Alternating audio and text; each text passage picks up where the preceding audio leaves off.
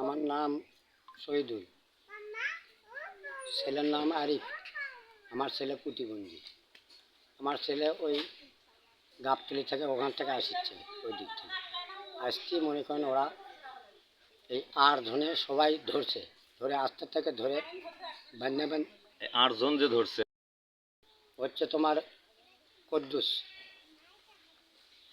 অপিকুল, হাসি, মিল্টন, আসিফ, মুরদ,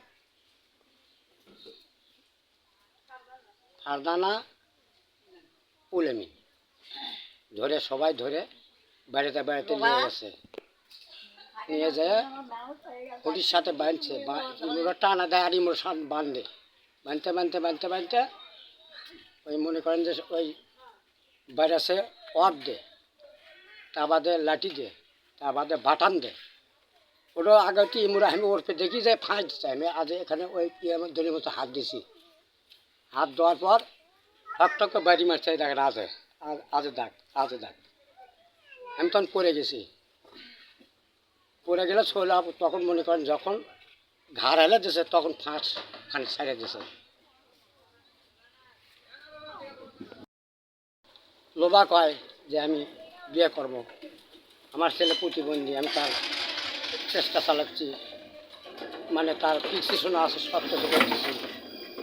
তার সত্ত্বেও বিয়ে করতে চায়।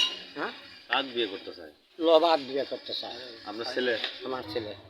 মিথ্যা একটাও করবো না, সত্যি যা তাই করবো। মানে মানসিক ভারসাম্যহীন হয়ে কখন কি করে এলাকার লোকজন সবাই জানি হয়ে বলে মানসিক মাথার সমস্যার জন্য ওই খালি ওই লোভা লোভাই করে, বুঝছেন।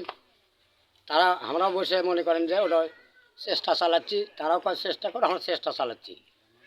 তা সত্ত্বেও মনে করেন যে মেম্বার আসছিল, মেম্বার সাথে একদিন আগে পেশাল ফাড়ছি, ভাই আমি এনা পাগলা গাড়ো দিল্লি যাবো, নাহলে যে কোনো মানসিক ডাক্তার আবদ্ধ দেখাবো, এগুলো চিন্তা ভাবনা করছি।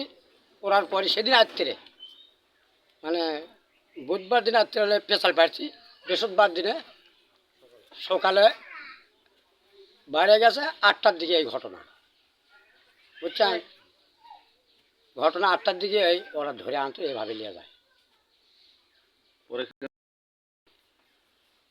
কালকে কি বার গেল, মঙ্গলবারে অভিযোগ করছি, কেস করছি। আপনার ছেলে করা কি শিশু, নারী শিশু, ওই নারী শিশু যায় ঘরের মধ্যে যায় মনে করেন যে টানাটানি করছে, সেটা ওরা লিখছে। আর আমার ছেলে ঘরের মধ্যে, আপনি প্রমাণ লাগে, ঘরের মধ্যে যায়নি, এখান থেকে ধরে ওই খামের সাথে লেগে ফেলছে, এই ইয়ার খাটের সাথে। এই যে কখন মিথ্যা কথা মুখে না ফিরেও তাইনি, বা আমি এই সময় আমার বাবা এই সময় আসে, ওরা কয়েকজন খপ করে ধরে গেটের আমরা যখন গেল তখন ফিটায় পড়ে গেছি। আমি দেখছি কী চাইছি, আর করা যায় দেখি হাসি দিচ্ছে, এলে এলে এলে এলে দড়ি দেখে তো থানি থুয়ে 2 হাত ইয়ে করে থুয়ে ওই এই বান্ধে ইয়ের সাথে টানা দিছে, টানা দিয়ে তো ছোট আগুন মরে যাবি। ওই বাপ খুলবে, বাপকে মারে আমি মরে গিয়েছি, আমাকে ধাক্কা দিয়ে 3-4টা ধাক্কা দিয়ে ফেলে দিচ্ছে। ছোলের মা গেছে, মা হয় বোঝেন না, ছোলে মাকে ফেলে দিয়ে ছোলে মাকে ইটে মারছে। আমাকে কিন্তু যাবারই দেয়নি, ওই জৌরের বিটিটা আমাকে তো যাবারই দেয়নি মুখে।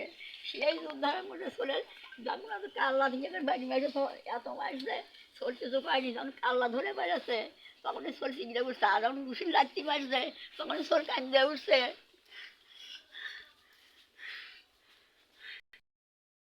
আমি কোনটা বুঝিচ্ছি না দিল, ছোল এখন বাঁচে কি না বাঁচে।